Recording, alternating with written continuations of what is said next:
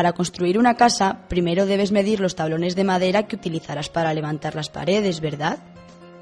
De la misma manera, para crear un poema y entender los que otros han escrito, debes aprender a medir los versos de una poesía. Un poema está dividido en estrofas y estas están formadas por versos, es decir, unidades de palabras ordenadas para conseguir ritmo y rima dentro del poema. Por tanto, para medir versos hay que contar el número de sílabas poéticas que contiene, distintas a las sílabas gramaticales.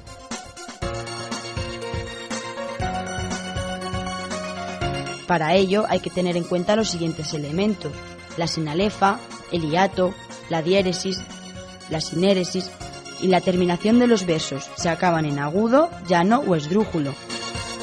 La sinalefa es el recurso métrico por el que se unen las sílabas de dos palabras cuando una de ellas termina en vocal o en Y con sonido de vocal y la siguiente empieza en vocal, en Y con sonido de vocal o en H muda.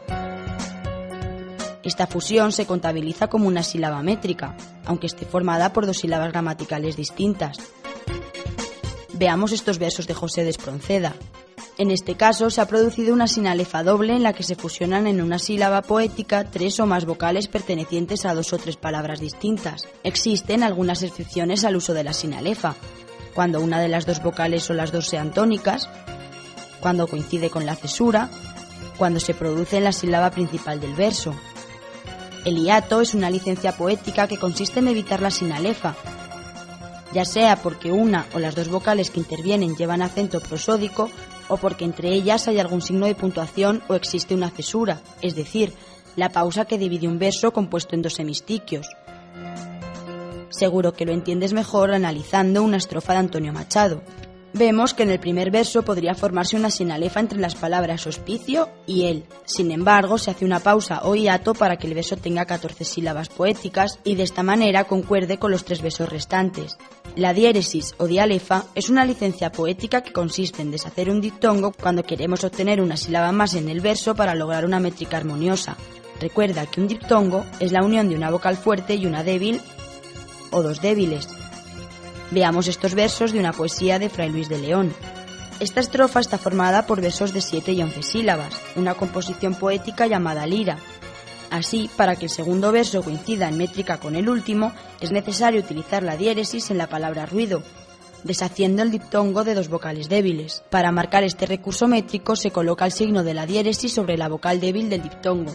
La sinéresis es otra licencia poética que consiste en unir en una misma sílaba métrica dos vocales fuertes que no forman diptongo normalmente.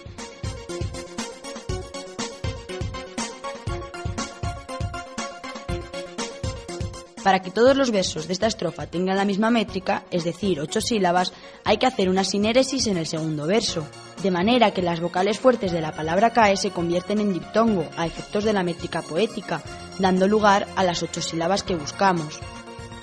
La terminación de un verso en palabra aguda, llana o esdrújula es determinante para el cómputo de sus sílabas métricas.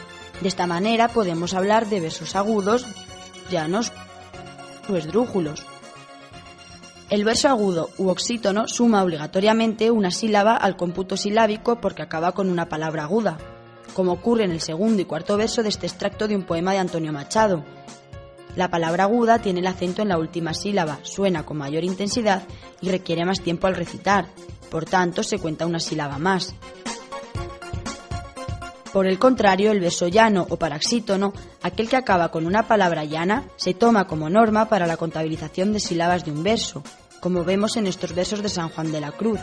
Esto se debe a que en nuestro idioma abundan las palabras llanas, es decir, aquellas en las que la acentuación fonética recae en la penúltima sílaba. En el caso del verso esdrújulo o proparoxítono, se resta obligatoriamente una sílaba en el cómputo silábico porque acaba en una palabra esdrújula.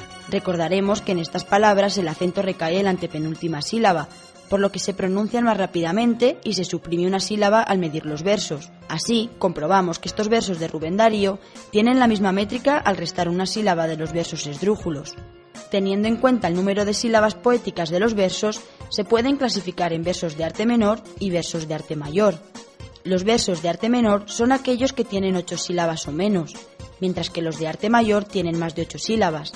Los versos más comunes son los de 7, 8, 11 y 14 sílabas. Ahora que sabes medir versos, ya puedes construirlos como un buen arquitecto de poemas.